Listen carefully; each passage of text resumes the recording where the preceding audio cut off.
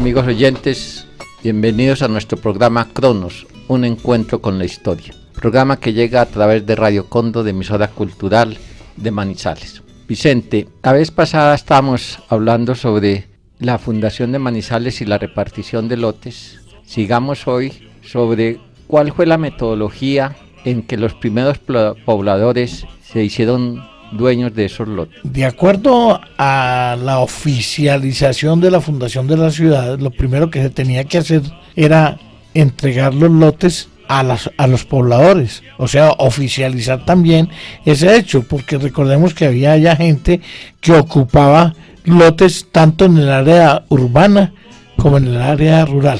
El 24 de julio de 1851 se empieza la repartición oficial de los lotes en el área urbana. El primer alcalde, don Antonio Ceballos, ejerció en ese entonces como repartidor, pero eso tenía una connotación. Él lo hacía como un representante del gobierno que entregaba lo que se llamaba el juez poblador. Se repartieron de primer arrancón, como se dice, ese año 841 lotes. Eso es un proceso muy acelerado que se hace en muy pocos días, pero tiene una profunda significación en el desarrollo de la ciudad. Se está viendo que en cada manzana se establecieron 4 lotes, a excepción de las manzanas del marco de la plaza, en donde se dieron 3 por cada cara de la cuadra que daba a la plaza. En estos repartimientos, naturalmente que se mejoró a unas personas, a otras no mucho y a otras prácticamente se les dio en las afueras del poblado. Eso ha dado pie para que muchos historiadores que se las tiran de sociólogos hayan esgrimido tesis en donde tratan de hablar de una supuesta lucha de clases o una parcialización o preferencia hacia determinados dueños. Pero es que eso venía de una herencia española. La herencia española era que en el marco de la plaza se daba a los personajes más connotados que tuviera el proceso fundacional.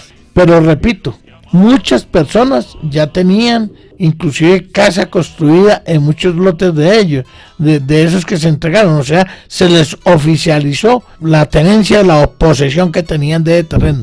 Pero sí se entregaron los lotes en una forma muy escueta, que dicen que se comprometen a construir dentro de un año mínimo una residencia. Ahí nunca se está hablando de área rural, estamos hablando únicamente del área urbana. El proceso en el área rural es mucho más complicado y ese se hace después de junio de 1853, que es cuando el gobierno, autorizado por el Congreso Nacional, hace un arreglo con los herederos de la concesionaria González y Salazar para poder repartir los lotes. Es un proceso que vimos que ha demorado más de 40 años, ese pleito de la posesión de la tierra que decía González y Salazar que era de ellos, concesión que se le había dado a don Juan de Dios Aranzazu y antes a su padre José María Aranzazu. Es decir, una cosa muy complicada que hemos explicado en otros programas y que no es del caso volver a repetir. Pero lo que sí es cierto es que esa repartición en el área urbana se hizo de 2 enormes bancos de tierras. Uno que fueron los 25.000 hectáreas que había dado Tomás Cipriano de Mosquera para fundación de un pueblo, que de eso también hablamos mucho y lo explicamos muy bien. Y los otros de las 10.000 hectáreas que González y Salazar se dio al gobierno y el gobierno se dio a Manizales. Por la lectura que da a la repartición del área rural, se saca en conclusión que cada personaje recibió 2 lotes, uno del fondo de la concesionaria González y Salazar y otro del fondo que había dado. Eso queda muy claro. De esas reparticiones en el área rural fueron 1.154 personas las que recibieron lotes. En esto hay una gran cantidad de complicaciones, lo hemos explicado en otras partes, en otros eventos y por estos mismos micrófonos, pero quiero que se resalte nuevamente que es en la primera vez en la historia de Colombia donde se reconoce a la mujer cabeza de hogar el derecho a tener tierra, es decir, se le reconoce como una persona jurídicamente apta para recibir tierras. Estamos hablando de una época en que la mujer era considerada por las leyes colombianas como un menor de edad y que no era sujeto civil para estar haciendo negocios. Aquí en Manizales por primera vez se reparte tierras tanto en el área urbana y rural a 84 mujeres. Un verdadero cuento que se hizo cuando entramos a quilmar, a rebuscarnos bien ese libro de repartos, a estudiarlo en forma. Nos dimos cuenta pues que aquí Manizales fue la primera ciudad en Colombia que se hizo eso. También nos dimos cuenta en ese reparto que se hizo computarizado y siguiendo los censos de población de 1850 y 1851 para saber a quién se le entregó lote en el área urbana y en el área rural, y se encontró que una inmensa mayoría, yo diría más de un 93%, tuvieron el lote en la ciudad, o sea, el solar para hacer su casa, y los 2 lotes en el área rural.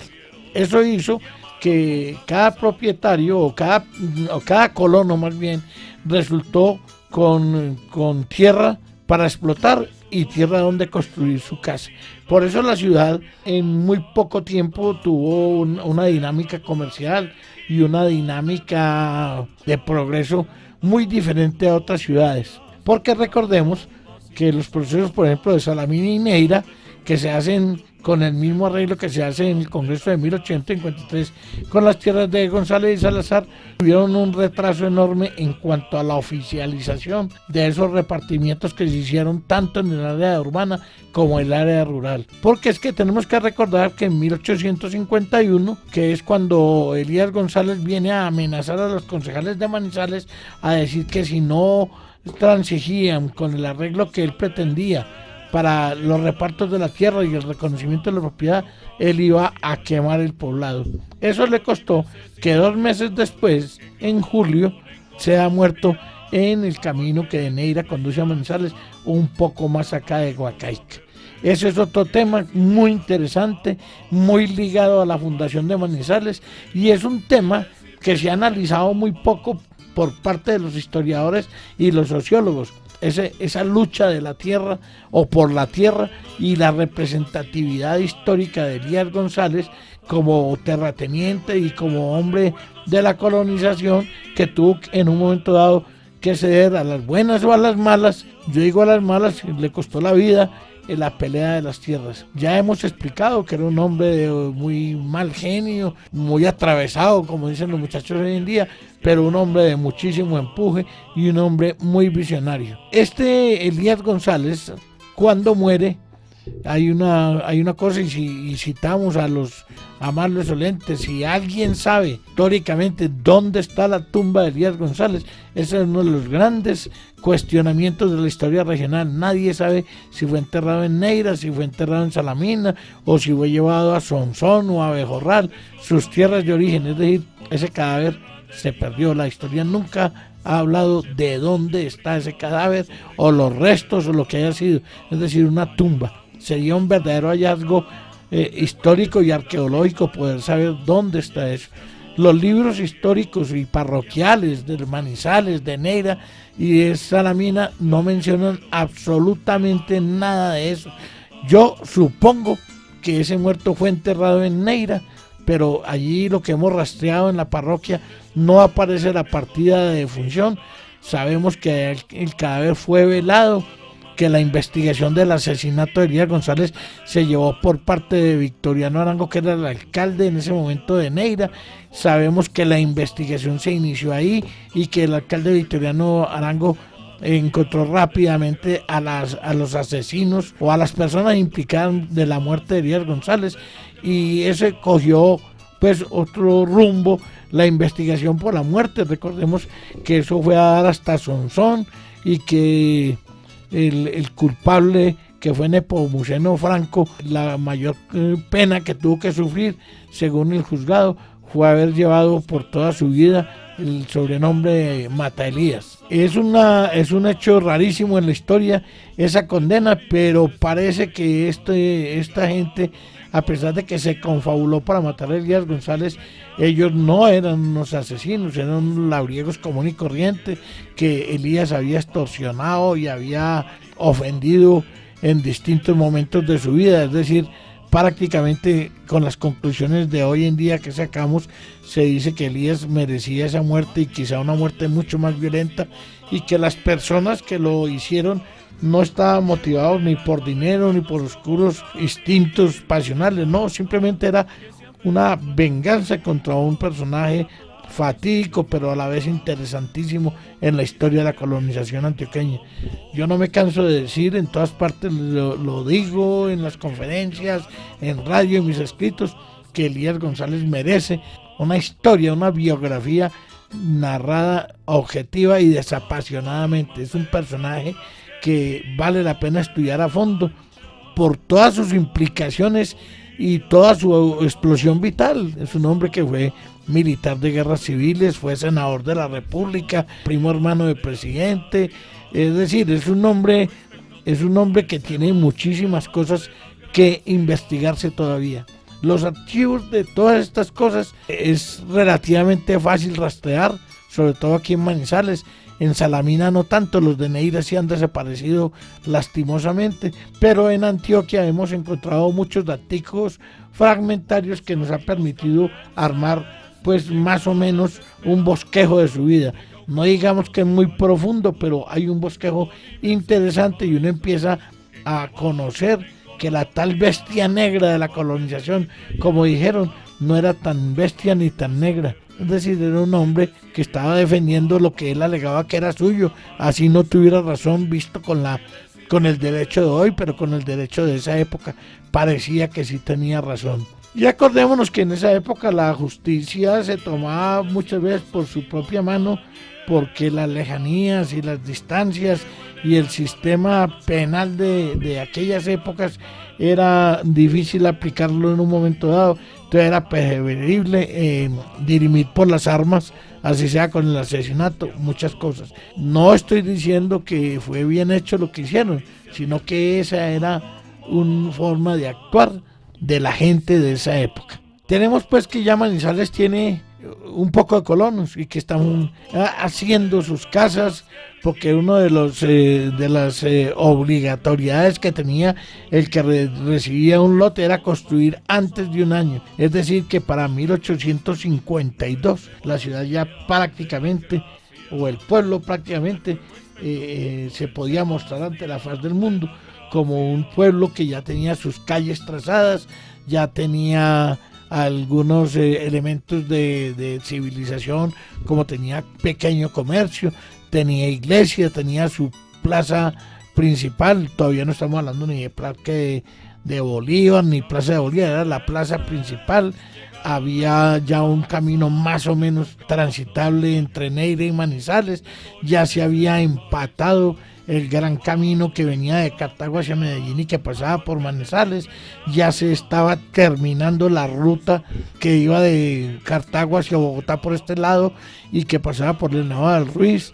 Es decir, ya la ciudad estaba fundada y funcionando. De ahí para adelante, de 1851, ya empieza una civilidad en donde hay ya un alcalde, un consejo funcionando, en donde se han dictado un poco de acuerdos, en donde se puede apreciar que están preocupados por tener su escuela de niños, que también la hay rápidamente.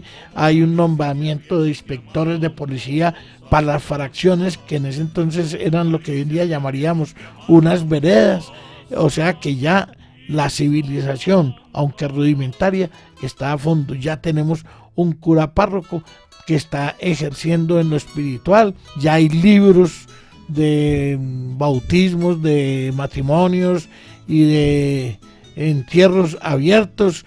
Es decir, ya es muy fácil ver la continuidad de la historia. Y hay una cosa que muy poca gente olvida: los negocios notariales. No hay notaría, pero el alcalde o el presidente del consejo aparece haciendo las funciones de notario, y ya hay una cantidad de escrituras que se van haciendo de compra y venta de terrenos, de permutas, de hipotecas. O sea, ya hay una ciudad o una dinámica, una población que tiene una completa dinámica comercial.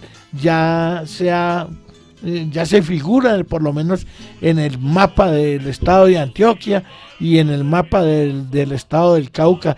Ya comienza a verse que más allá de la frontera, ya por lo menos sale, cuando uno ve los mapas del Cauca, ve un camino que dice camino hacia Manizales. En los primeros mapas estamos hablando de 1851 en adelante. Un hecho significativo es que recién establecido todo esto que estamos hablando pasa por Manizales en febrero. Ahora en este mes de febrero estamos en la efeméride, pasa la comisión coreográfica que viene por el camino del Ruiz y va hacia Medellín y está aquí en Manizales y traza la plaza central, es decir, ese descampado que habían dejado lo trazan ya como una plaza y tienen el honor de que Agustín Cudasi y sus muchachos, como digo yo, han dejado establecidas las dimensiones de una plaza pública, así no se haya construido, pero ya hay también otro elemento urbanístico que se tiene que pensar como un elemento constitutivo de civilización y desarrollo. Esta comisión coreográfica, vale la pena estudiar ese documento porque está dando una serie de datos muy interesantes cuando pasa del Nevado del Ruiz y va hacia Medellín.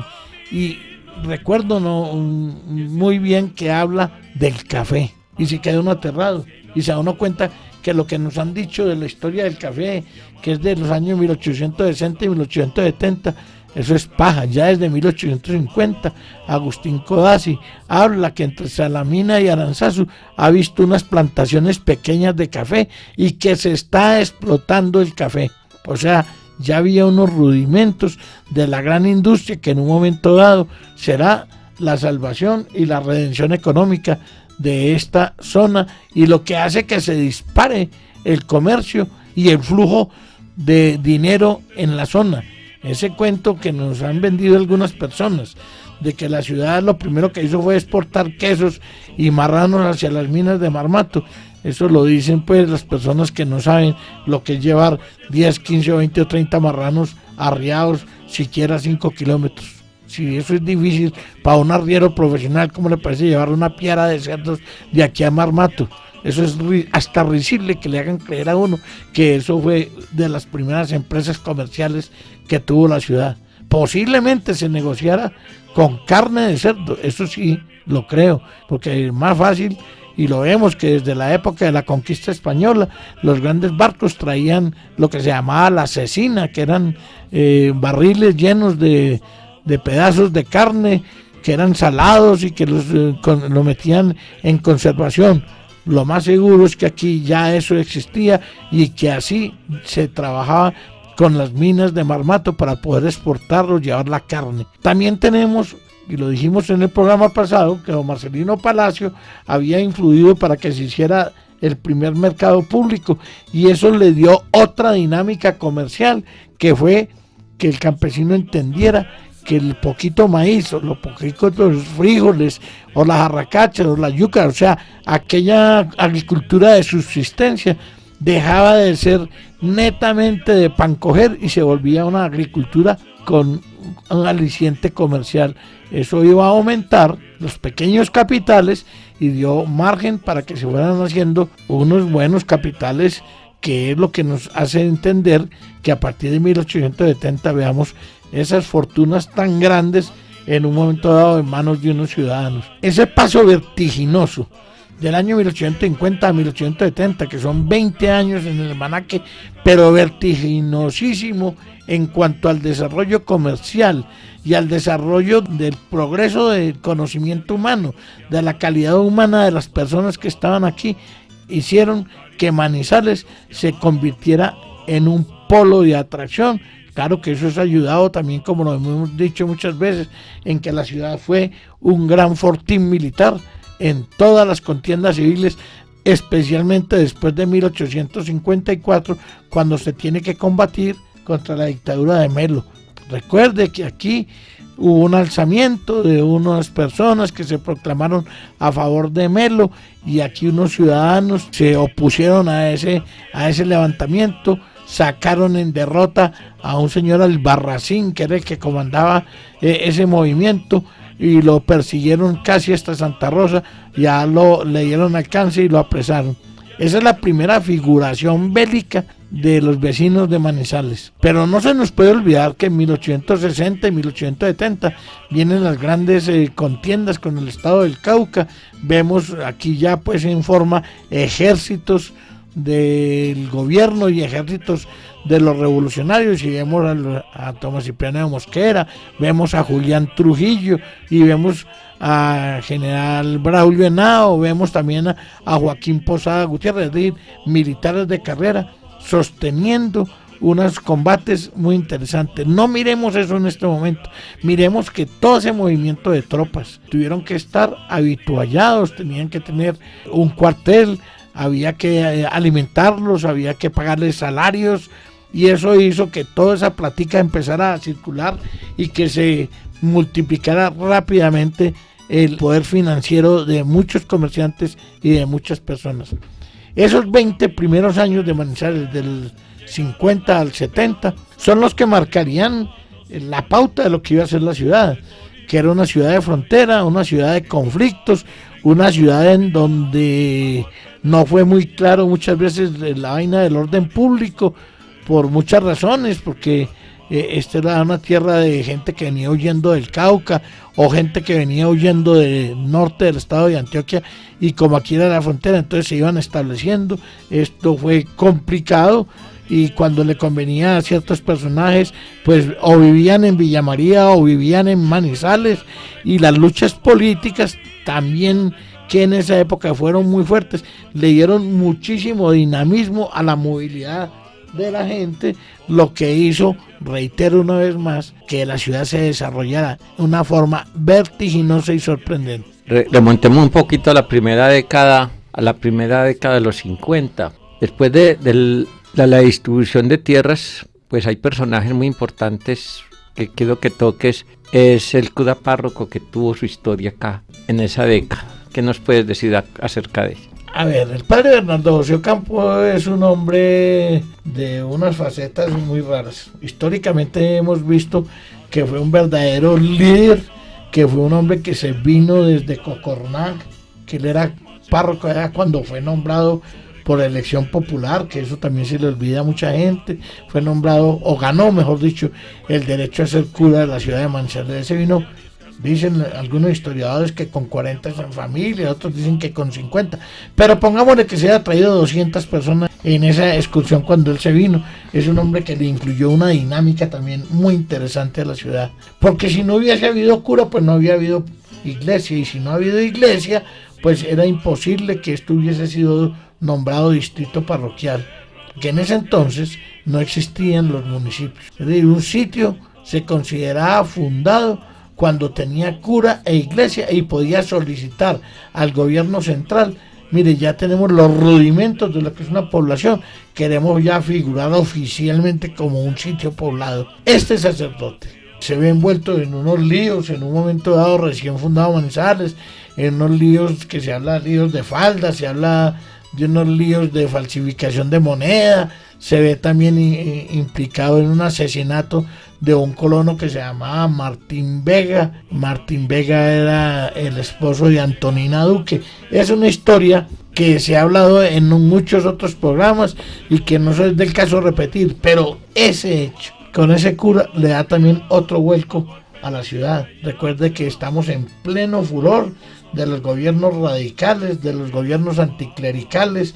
Algunos historiadores dicen que todo lo que se ha contado del padre Bernardo José Ocampo es pura paja, que eso no es cierto, que parece que fue una persecución política que se le dio aquí por parte de los radicales. Estamos en un momento de la historia nacional muy convulsionado, de una gran cantidad de confrontaciones, en donde la primera baja se le dio a la verdad. Es decir, usted ve lo que escriben los periódicos y los historiadores conservadores, y es totalmente distinto a lo que cuentan los historiadores y los periodistas de la fracción liberal. Ese tema no ha sido completamente dilucidado. Parece que en Sonsón se le hizo el juicio al padre Bernardo José Ocampo, y parece que él estuvo preso en Salamina.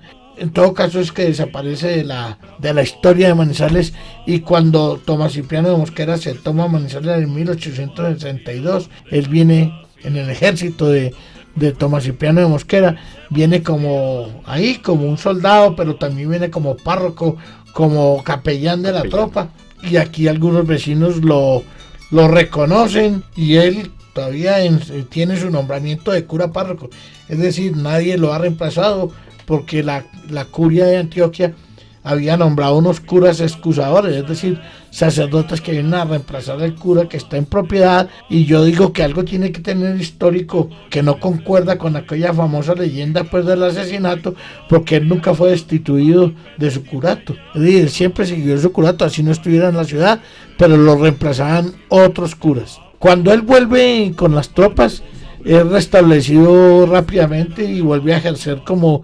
sacerdote ya en ejercicio de sus funciones, porque ya era un hombre muy viejo y tenía demasiados problemas con mucha gente que no creía en él. Se refugia por allá en el sector de la Cueva Santa y parece que muere por allá hacia 1800, no recuerdo si es 76 o 78, y es enterrado aquí en el cementerio de Manizales.